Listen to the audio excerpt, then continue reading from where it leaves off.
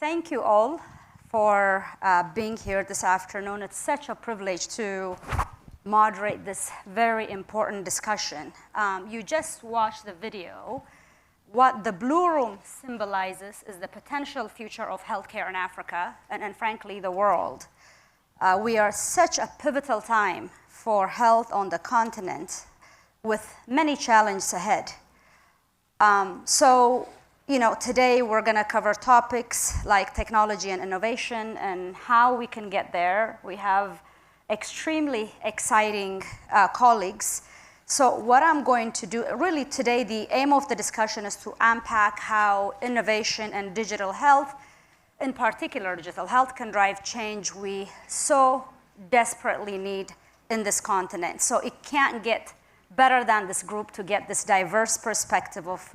So let's dive in. We have about 30 minutes or slightly less. So hopefully I will get you to reflect on 1 to 2 questions. So Ambassador Nkengasong, I'm going to start with you.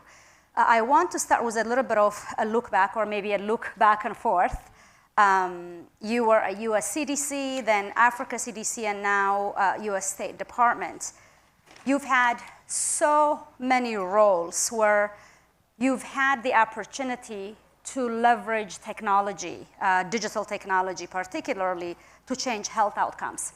So where have you seen digital innovation most successfully developed, implemented, and scaled to improve health, and what lessons have you learned from those for the future? Thank you so much. It's good to be with so many colleagues that I'm not seeing because the lights are designed so that you don't see them. But I think I see Acha in here and a few others. So greetings, friends. As we walk in, the young lady who was moderating the previous session used a word that I captured in the green room, and she said, catalyst for change. And I think I want to dwell on that, but also expand a little bit on that and talk about leapfrogging. What do we do? How does the continent position itself to leapfrog? So let me inspire you all by what we saw during the COVID-19 response. Very practically, so that when we discuss digitization and technology, it is grounded in action and facts. So at the heart of COVID response, Africa had no supplies, nothing. A group of very smart folks gathered with Strive Masiwa and created the African Medicine Supply Platform. And if you just pull out the computers you carry called the phones there, and you Google amsp.africa, it will pop up like Amazon.com. And that is a platform that enabled the continent. I mean, you could literally go in there, you pull in your supplies, put into your basket, and you pay, right? And that unlocked the system. That's kind of innovation or digitization that you need for the 21st century in Africa. Then you had a trusted travel. A trusted travel, I think one of the founders, the architect is here. I saw him in the green room, Dr. Edem, voluntarily created the trusted travel, where at that time, if you recall, you needed a COVID test to travel. But the authenticity of that COVID test was so important. So he created that platform independently and donated that to the African Union. It became the first platform in the whole world to organize and coordinate the work of a continent. That's the kind of practical technology innovation that we need to advance healthcare. So I can go on and on. The vaccine trusted became available, and so the point is that it has to be technology that leapfrogs. It cannot be a stepwise approach. It has to be technology that quickly can leverage what we're doing and have immediate impact. I'll end with the question: what can we do with those platforms that were generated, electronic trust platforms generated during COVID to fight endemic diseases in Africa, i.e. HIV, TB, and malaria? Thank you, Ambassador Nkengasong.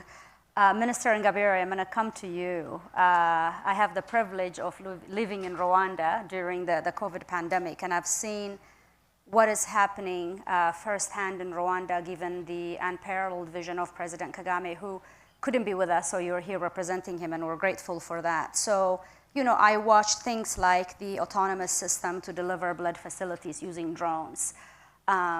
setting up mRNA vaccine manufacturing that started with COVID and which is now looking at oncological drugs.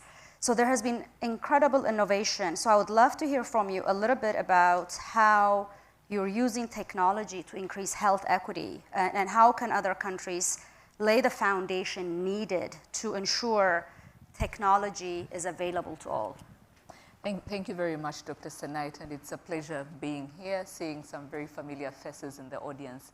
I wanted to build off what Dr. Kesong had really touched on. For Rwanda, technology and innovation really is an enabler for everything that we do. I like to say when we walk around as ministers of ICT, we don't want you to see just towers and cell phones, because there's more beyond just the basic and foundational infrastructure that has to be in place to enable all of these efficiencies and the productivity that comes with that. And so for us, it's been a choice in terms of once we've put in place the basic infrastructure, which really started with ensuring that most of our health network, the health posts, the hospitals were very well connected. They have internet connectivity. But once we had those foundations in place, the next question was, then what?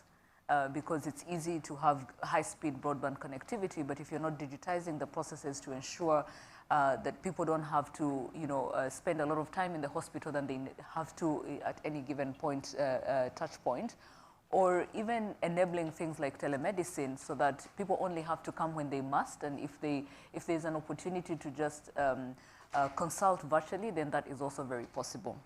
Now, our vision as a country is to be a proof of concept hub. We have created the space where we're able to test and try. And back to your question, Dr. Senait, how do we scale some of these solutions? When Zipline started, the example that you cited, when Zipline started in Rwanda, there were no globally agreed on regulations for drones. And so we could have just sat and been in a sit and wait mode until someone figures out the regulations and everyone is comfortable with the risks that come with the drone technology, or we choose to be a front runner in terms of how do we adopt this technology. And so that's what we chose, because for us, it was really the choices around, do we build cold room infrastructure in every health facility down to the last administrative level in Rwanda? And what's the cost of doing that? Versus do we explore and take a bold step in really using drones to deliver emergency products such as blood products, and then obviously expanding. And that bold move is really what allowed us now, even what has allowed Zipline to move beyond just Rwanda, and they're now today in about 5 countries, but also through the process we were able to create these drone regulations that almost every country today is using. This week at UNGA, we've had AI almost at every block where you turn, and so this is something that we can't do without. And you just heard from Fred, the Blue Room and the capabilities that have been built that will allow us as a system, as a country, to figure out where do we put the next health post and how do we use data to drive that decision using satellite imagery, looking at the places that are most populated, ensuring that this access is there. And so for us, again, really back to your question, it's a choice we've made because the alternative is expensive. It's a choice we've made because we believe our people deserve the very best. And so embracing all these technologies and being able to leverage them to deliver better healthcare services, to think about a patient-centric way of delivering healthcare services, but also to ensure that affordability is guaranteed. Thank you, Minister. Dr. Sun Xiong. Thank you. Indeed, thank you. Dr. Sun Xiong, you've spent your entire life innovating and creating and pushing boundaries and tackling very pressing health issues like cancer. I was just blown away by the little handheld PCR device you just showed us while we were in the waiting room. So I think maybe building on what Minister Ingabire said, what are the things we need to do in the continent to take such innovation, such technology, and not be bogged down by the global processes that are not necessarily applicable to us? And how do we make such technology available at scale to the most vulnerable and those that have just no alternatives? Well, first of all, thank you for this invitation. And by way of background, for everybody, I was born in Quebec, South Africa, Port Elizabeth. So I'm an African, Asian, American. in which my goal now is literally to come back into Africa. I've watched during apartheid, during the Soweto riots. I was a medical doctor then, and have watched now how the real need for the continent is health security. And by health security, I really mean complete independence into which you have your own capacity. So if you ask what we do, we'd want to bring capacity at scale, but really use innovation to do that. Some of you may know that I developed this drug called Abraxane for cancer, and when I visited both South Africa and Botswana, there's one oncologist, one hematologist, children die, women have the highest mortality rate still with cervical cancer and with TB and with HIV. All of that not only can and must change. So what I've decided, in 2005, the drug got approved. In 2007, we were the only safe supply of heparin in the United States. So my company called American Pharmaceutical Partners, we manufactured about 100 SKUs, every oncology drug, every cardiovascular drug, about 1 million vials a day. We then sold that to a company called Fresenius and to Bristol Myers. And then I rebuilt an organization called Immunity Bio to bring the next generation cancer therapy called natural killer cells. Each one of us have in our body a natural killer cell that we're born with to actually fight infectious diseases and cancer. Each one of us have in our body a T cell. And when COVID came, it exposed exactly the deficiencies that was in both Africa and the world, is that we needed a T cell vaccine. So we brought this T cell vaccine to South Africa, and even in HIV patients, they generate T cells to COVID. I then met with President Masisi and President Ramaphosa, and with President Masisi, we've now announced today, is a 480-bed hospital, brand new, with no human capital capacity. I am committed to bring not only oncologists, surgeons, cardiologists to attack and create the Cancer Center of Excellence for Africa. The opportunity to bring natural killer cells, but more important, evidence-based 21st century medicine. And I will pull from my pocket That's right. the only device. Get ready to what's to come. Sequencer, where you can actually put, this is a 722 well, where Can we literally, hold you the mic? sorry. Thank you. It's okay. I get to use it first. Yes. We're literally a swab. And imagine now, this is approved in the UK for COVID, RSV, and influenza on the same chip. Imagine we do this for streptococcus, 40 million children with rheumatic fever, cervical cancer, TB, HIV, and it's approved now in Australia. I now have committed to bring this to all of Africa.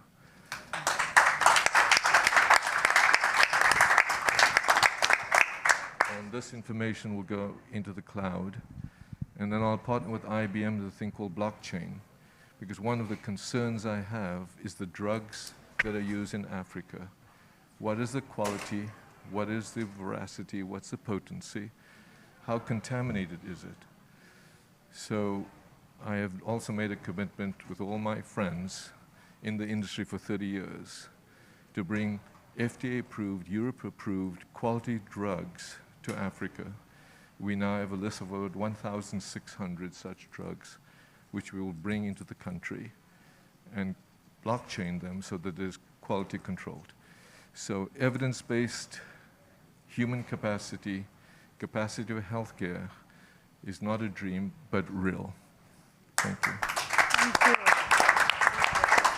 That's just simply incredible. 1,600 FDA-approved drugs coming to the continent and helping those that are just deemed hopeless because who don't have access to basic care, now being able to access world-class care. So that is going to be absolutely transformative. Dr. Tedros, if I can come to you, you heard from Minister Ngabire about the innovation and not being constrained, waiting for the policy to exist in order to scale up innovation. We heard from Dr. Sun Xiong about some of the innovation, the technology, the handheld PCR. For those of you who are clinicians or basic science researchers, you can imagine, you know what the PCR machine looks like and the cost and how completely immobile it is. So these are transformative technologies. So maybe you can probably speak to this better than anyone. What steps must be taken to ensure that regulations across Africa evolve in tandem with this kind of rapid advancements in healthcare technology? And how can multilateral institutions like WHO support such efforts? Yeah, thank you. Thank you, Sanait. I think excellent intervention from all colleagues. Minister said we made a choice. I think that's very important. I know President Kagame, and as you may know, and some of you know, he has been chairing the Broadband Commission, and I have attended those meetings as a member of the Broadband Commission. I have seen him chairing those meetings for several hours. There could be ministers, UN agency heads, people from the private sector. But his commitment to technology is amazing. He doesn't care about protocol. Very often, no head of state or head of government in the meeting. What matters to him is to achieve what he wanted, because he had a reason to sit down for hours. So it's just related to what Minister said. He made a choice to advance Rwanda in the use of technology. He believes, like John Kengasong said, through technology we can leapfrog. The country can leapfrog. And that means what matters is the commitment of each and every country. At the end of the day, it's a leadership issue. So if there is a commitment from the leadership, it's possible. And they can make it part of their development agenda, and policy and regulation and so on will not be an issue, because that's what they want. And they will make sure that the policy and legal issues also will create a supportive environment for the change they want to bring, which is the technology. So I think whether WHO supports or other institutions support, if there is a commitment at the country level, it's doable. That's the most central thing. But in addition to that, of course, initiatives like this, technologies should be supported. And from multilateral organizations like WHO, we can support in building continental organizations. I am a very strong believer of really having continental strong organizations in our continent. And John can tell you, when in 2013 we proposed the Africa CDC idea. And then, of course, the Africa Medicines Agency was also proposed by the African Union. And WHO has been supporting Africa CDC and Africa Medicines Agency, both financially and technically. Since the focus should be on those who are lagging behind, I think WHO's focus in supporting continental organizations, especially in our continent, is justifiable.